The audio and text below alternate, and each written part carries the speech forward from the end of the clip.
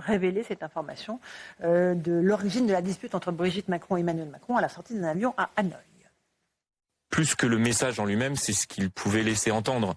Moi, ça m'a été rapporté par quasiment tous les proches que j'ai interrogés. D'ailleurs, parfois, c'est eux-mêmes qui abordent la question. Vous êtes sûr de vos informations? Oui. Et ensuite, compte tenu de l'explosivité de ce récit, vous imaginez bien, pour l'écriture de ce livre, j'ai souhaité interroger uniquement les proches de monsieur et de madame, uniquement, parce que je sais qu'il peut y avoir de l'amertume, des intérêts, on est à un an de la présidentielle, donc voilà, donc je fais très attention à cela. Compte tenu de la sensibilité de ce passage-là, de leur histoire commune, je suis allé voir ailleurs des sources plus que solides qui ont accès effectivement à des personnes qui ont été dans l'avion. Et vous dites que c'est une relation qui serait restée platonique. C'est ce que me disent tout le monde, tous les proches que j'ai pu avoir. À chaque fois, ce qui est intéressant, c'est qu'ils ont le même récit. C'est-à-dire, ils me disent non, mais c'est que des SMS. Oui, il me dit ça.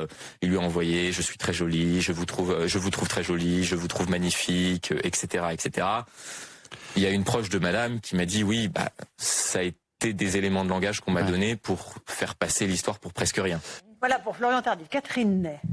C'est des informations explosives, effectivement, qui ont été révélées là. Ce sont des... Oui, mais que tout le monde savait. Bon, oui, mais c'est vrai que cette pas tout le monde, pas tous les gens qui nous écoutent et nous regardent. Non, mais que dans la presse, c'est quelque chose qui circulait, un peu dans les milieux politiques. Oui, et après, dans toute la France, parce que nous, on va dans les bistrots, on parle aux gens aussi, vous voyez. Non, on m'a jamais posé la question, je veux dire, dans les bistrots. Bon.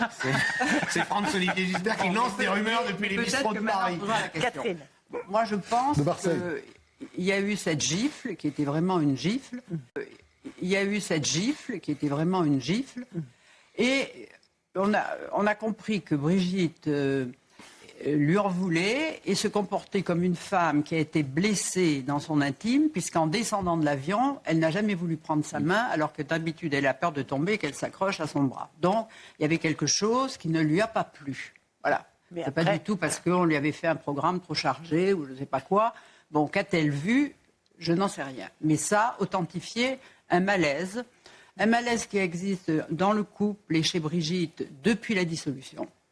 Voilà, peut-être parce que, pour des raisons, parce que sûrement qu'elle a vu les effets et qu'elle a peut-être moins admiré pendant un moment, qu'après la dissolution et pendant 2 mois, il a mis un temps fou. Est-ce que je peux me permettre de poser une question à la macronologue? L'actrice a donné 2 interviews, et à elle et à Paris Match, où elle disait avoir quand même eu un grand chagrin d'amour, quelque chose d'impossible, et disant des choses à Paris Match même, qui étaient quand même plus que troublantes. Voilà. François de Rugy. Oui, Limite vie privée, vie publique. C'est un éternel problème, une éternelle question avec la politique française. En fait, quand on regarde, si on prend un petit peu de recul, on voit bien qu'il y a déjà eu des situations un peu comparables, en tout cas des débats comparables. François Hollande, oui. Je me souviens quand même des révélations d'un magazine de People, mais enfin qui avait choisi de révéler une relation avec Julie Gaillet qui s'était avérée être réelle. Et puis il y a eu aussi des rumeurs sur le président Sarkozy, et puis sur Jacques Chirac. Là, c'est un petit peu différent quand même, Hollande, parce que c'était l'Élysée. Il y avait l'Élysée qui était, vous voyez, c'était une relation qui était dans le cadre de l'Élysée. C'était pas. Oui, mais on voit bien que moi je pense que en fait il y a une sorte de passion française autour de cette idée qu'il y aurait peut-être un peu comme du temps de la monarchie, finalement, des relations extra-conjugales.